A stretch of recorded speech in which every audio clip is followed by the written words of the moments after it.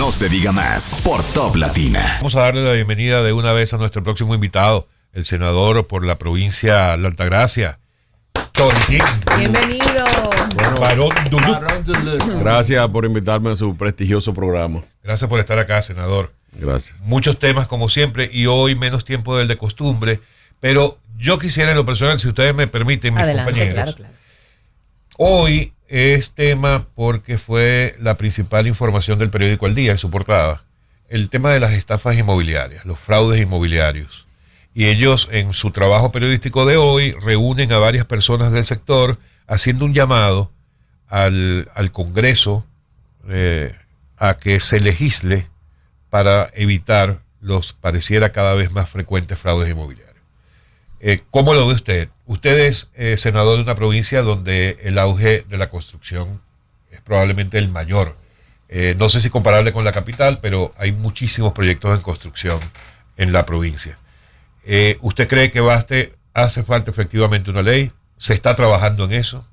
Realmente sí. Realmente hace falta una legislación, no limitado solo al fraude inmobiliario. Nosotros que hemos tenido mucha experiencia en esa área, te puedo decir que también hay que regular el tema también de la protección al usuario de parte de las propias constructoras, porque ocurre mucho que hay muchos proyectos en ejecución, pero hay muchos también en carpeta donde ya se están vendiendo. Ustedes saben que los proyectos se venden antes de iniciar la construcción, ¿verdad? Correcto. Entonces, ocurre mucho retraso con mucha construcción, una gente que compra un proyecto para 3 años y termina recibiéndolo a los 4. Eso ocurre también. Entonces, debe de venir un marco regulatorio que evite las estafas inmobiliarias, que no es que es tan a menudo, tampoco no es algo de alarmar. Eso ocurre cuando el comprador no se asesora previamente y hace los procesos investigativos, porque la mayoría de las empresas que están construyendo son empresas serias y es muy, muy raro que se da. Ahora, yo siempre digo que hay mucha gente que somos muy confiados, porque tampoco usted puede venir a comprar una cosa porque lo vea en las redes sociales y lo vea bonito. Es decir, siempre hemos dicho, yo que fui juez por 5 años, fui presidente de la seccional del Colegio de Abogados de la Altagracia, es decir, tengo oficina en ejercicio toda la vida, hace ya 30 años de experiencia prácticamente.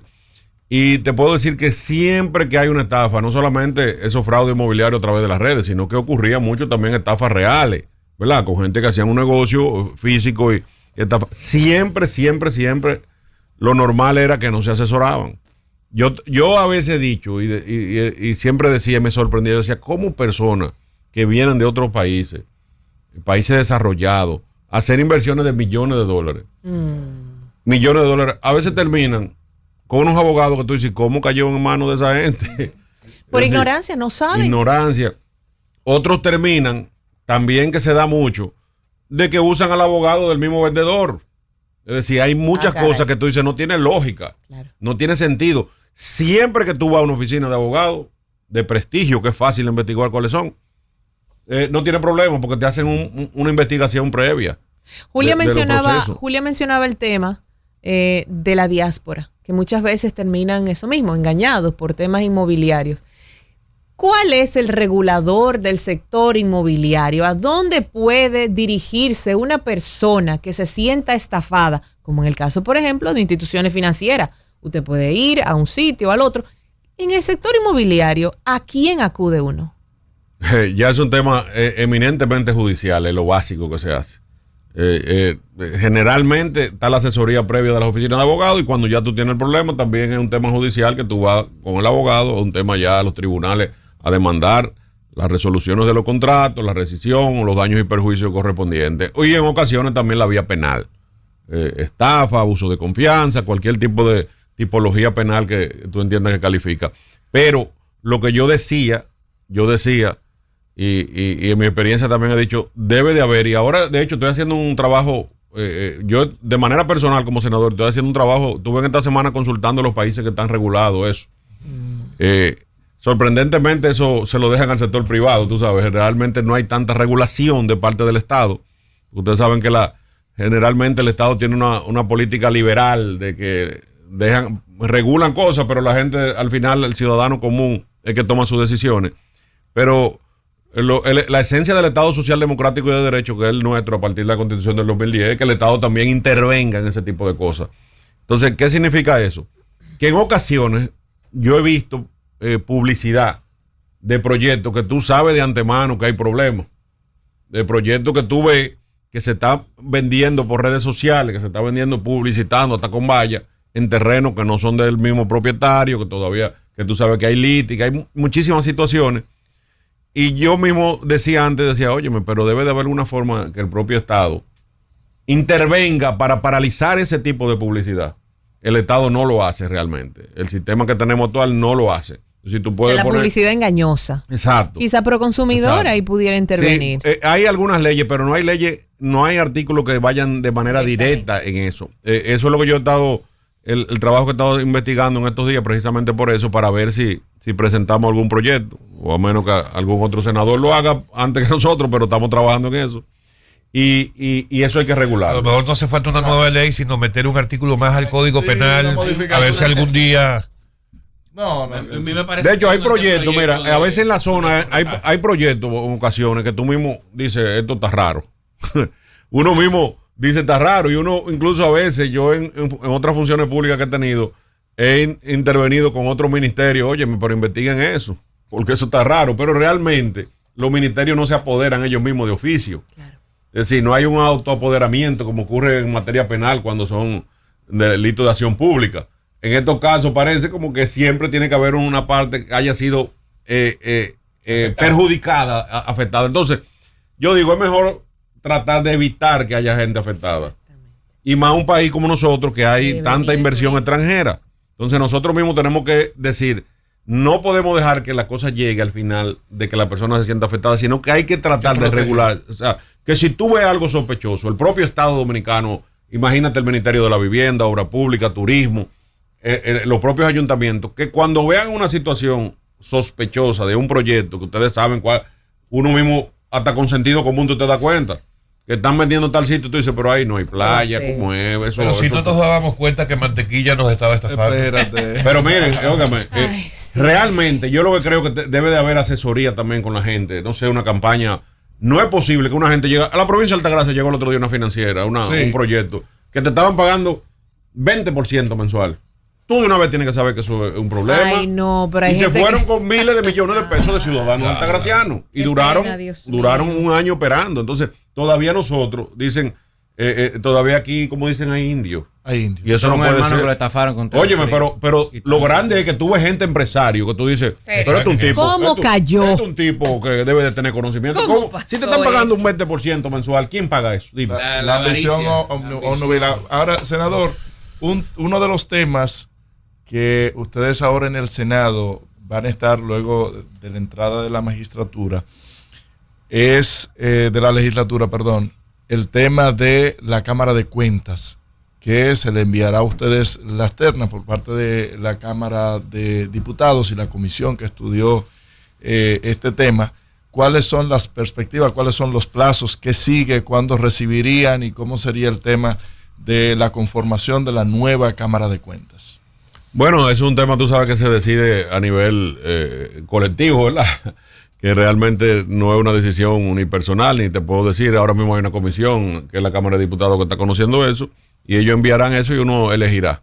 Pero ya eso va a ser en esta legislatura, estoy seguro que va a ser, y ya el plazo que sea dentro de la legislatura para que no perimos, ¿verdad que sí? El plazo. Senador, cuéntenos algo, aquí en confianza. ¿Qué fue lo que pasó el último día que Ramón Rogelio Genao pasó ese proyecto de ley que terminó siendo aprobado? La ley de residuos sólidos. Residuos de desechos sólidos o residuos sólidos. Mira, que no fue él a votar, me dicen. Ese día no fue. Se enfermó. Yo no creo que haya sido miren, lo que pasa es que es una ley que hay muchos intereses. Ustedes saben, primero, es un sistema nuevo, que hay fideicomiso, que hay mucho dinero envuelto ahí en eso. Entonces, una ley que tiene muchos intereses del sector público, sector privado, interviene ahí el fideicomiso, interviene el sector privado que está en eso. Entonces, a veces la ley, yo lo que creo que a veces te sorprenden en tu buena fe. A veces hay proyectos que vienen y te dicen, muchas veces muchos proyectos no se toma el tiempo suficiente para analizarlo. Nosotros mismos entendimos que debió de analizarse mejor. El Senado o el Congreso en sentido general conoce tantos proyectos a la vez que yo digo, óyeme, eso a veces es tan imposible.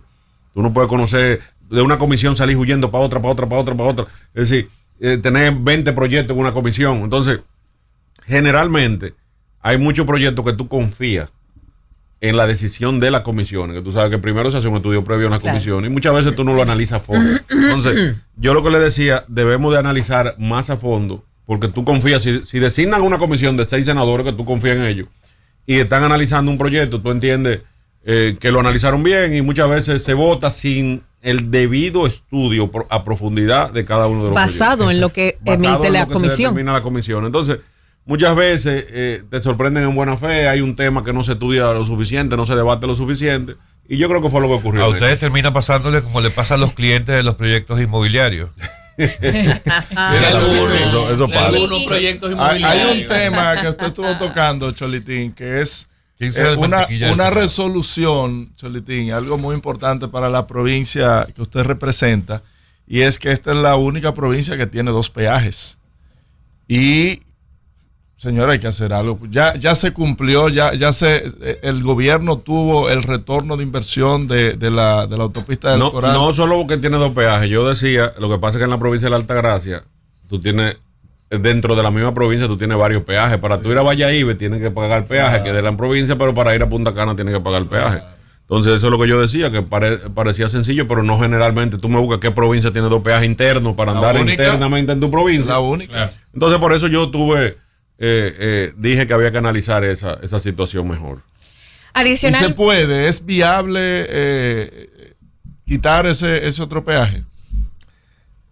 Siempre es viable. Conversar con RD Vial. Es una decisión administrativa, pero fíjate que en Estados Unidos, en los países desarrollados, los peajes no siempre son lo mismo, porque a veces tú internamente no te cobran. Hay otro sistema, depende de donde tú vayas. Y era lo que yo decía, buscar métodos alternativos, porque la gente que viaja dentro de tu misma provincia, tú tienes que pagar a veces 1 y 2 peajes, porque si tú estás en Valladolid y trabajas en Punta Cana, tienes que pagar 2 peajes dentro de la misma provincia. Entonces, yo decía que había que buscar un método alternativo para ese tipo de personas. Adicional a lo que se ha comentado sobre lo que puede venir, los cambios de la reforma laboral, ¿en qué ha quedado eso? Sé que en la próxima semana van a haber encuentros con diferentes autoridades. ¿En qué va lo de las discusiones con los gremios?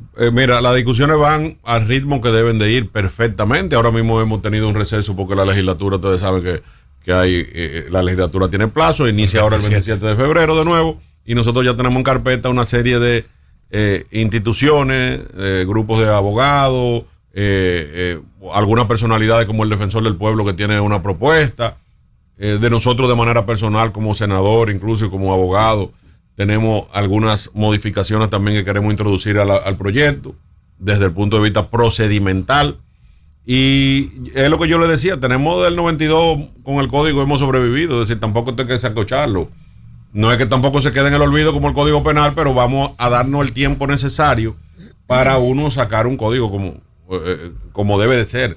Pero ya te puedo decir de antemano que el proyecto como está, que tengo que reconocer el trabajo que hizo el Ministerio de Trabajo y que hizo su ministro Luis Miguel Lecán, que tuvieron más de 100 reuniones tripartitas, la mayoría con los diferentes sectores discutiendo, y llegaron a un gran consenso. Algunos puntos no están consensuados, pero la mayoría sí. La reforma como está ya es muy beneficiosa para el país, porque es de avance en sentido general para los trabajadores y para los empleadores. Senador, la provincia de Altagracia es de las que mayor impacto de la migración haitiana tiene en el país. Con el proceso de las deportaciones que se estaban haciendo, ¿cuál es la realidad de la migración haitiana en la provincia? Sabemos que es la principal mano de obra en la construcción de los desarrollos inmobiliarios y de hoteles allá también. Sí, realmente así como tú dices, la migración haitiana tiene su parte positiva y su parte negativa. Nada es totalmente bueno ni totalmente malo, y por eso no debemos satanizar Yo no creo en el ultranacionalismo ahora, que hay que acabar con todo el mundo, que todo el mundo para su casa, nada de eso, porque de hecho los dominicanos tenemos 2 millones de dominicanos viviendo fuera del país, ¿verdad? Y que desde que hay una deportación estamos asustados con nosotros. Entonces, y nos encantan las remesas. Exactamente, sí. La remesa que es la principal fuente de divisa de este país. Entonces, hay que regularla, hay que controlarla, pero yo lo que digo es, debemos de buscar un punto de equilibrio. Vamos a repatriar, vamos a empezar a repatriar a los delincuentes que están en los barrios, nada, pero no estemos repatriando necesariamente a los que están en la industria de la construcción, porque se paraliza la construcción, entonces hacemos un bien, pero hacemos un mal por otro lado. ¿Usted recibió de alguna manera llamado de, yo no sé si queja o de alerta del empresariado de la zona? Claro, desesperado. La industria de la construcción estaba desesperado con eso, porque tienen problemas. Entonces, es un tema de que tú tampoco puedes erradicar algo que viene ocurriendo desde siempre. El dominicano no está construyendo, tú le puedes pagar incluso lo que tú le pagues y no está en la industria de la construcción ahora mismo. Y si se volviera a ingresar, porque vendría una campaña de que trabajan en la construcción, eso lleva un tiempo hasta de que aprendan, porque no saben tampoco. Entonces, es un tema de que tampoco tú puedes paralizar el país. Ahora mismo que hay miles y miles y miles de habitaciones en construcción inmobiliaria, turística, hotelera, de todo tipo, tú tampoco puedes paralizarla. Pero sí se están realizando los operativos en la Altagracia. Se están realizando. ¿No han bajado la guardia? No. Lo que yo digo es, vamos a seguir haciendo el operativo, pero vamos a concentrarnos en los barrios donde hay mucho, porque hay muchos haitianos que vienen a trabajar, pero hay otros que no vienen a trabajar. Vamos a concentrarnos en los que no están trabajando. ¿Y cuál es la realidad de Friusa, por ejemplo? ¿Está conformada por haitianos trabajadores? Hay de todo, como cualquier lugar. Pero es que los haitianos trabajadores viven en los barrios. Hay de todo. Lo único que yo te digo es, lo único que yo he dicho, no vayamos a hacer el operativo de las construcciones.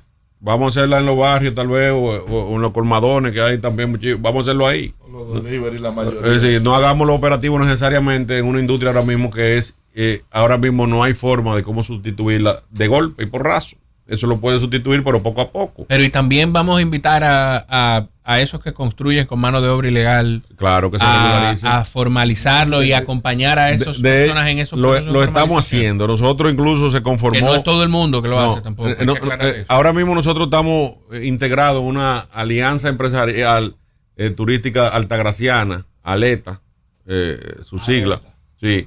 Donde está conformada por el 70% de los constructores más importantes de la zona, y ya hemos tenido reuniones con la vicepresidenta, con el ministro de Trabajo anterior, con el director de Migración, precisamente para utilizar un plan, es decir, de que las propias empresas se regulen. Antes, por ejemplo, la mano de obra, el corte de la caña, ¿quién lo hacía siempre?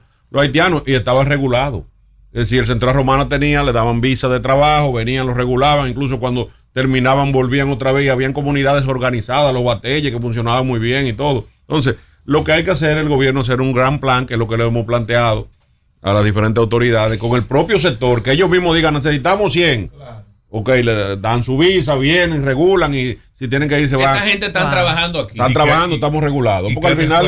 Claro. Pero creo que eso también involucraría al gobierno haitiano. Claro que sí. Porque de alguna forma, y voy a ser reiterativa con el tema es que Haití no le da a sus nacionales documento. Entonces, ¿cómo el Estado dominicano que lo recibe puede regularizar a alguien que jurídicamente no existe?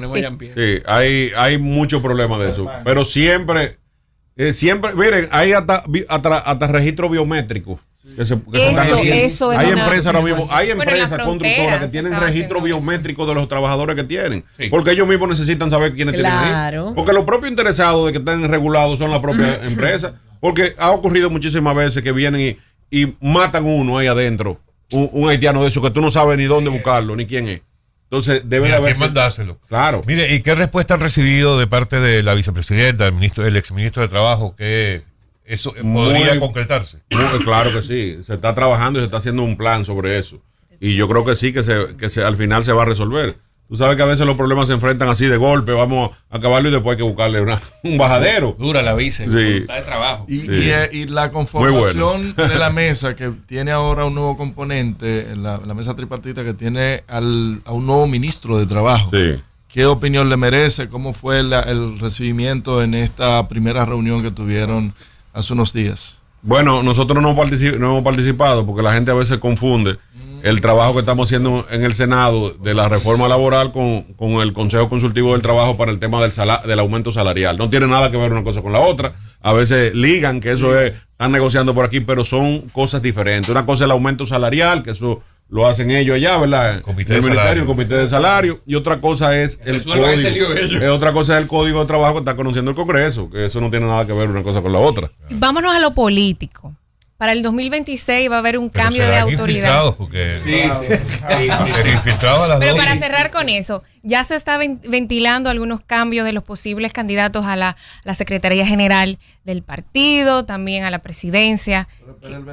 Pero déjame hablar un poco de política, a ti que te encanta. Dale su pregunta. ¿Qué opinión le merece los rumores, los posibles candidatos que se han puesto sobre la mesa? Ahí está Delina Ascensión, Gloria Reyes, Jean Luis Rodríguez, ¿quién más? Nuestro vicepresidente, el señor Olivares. ¿Qué opinión le merece todo? Bueno, son todos buenos, pero como tú dices, hasta ahora son rumores porque hay que esperar a ver que se definan.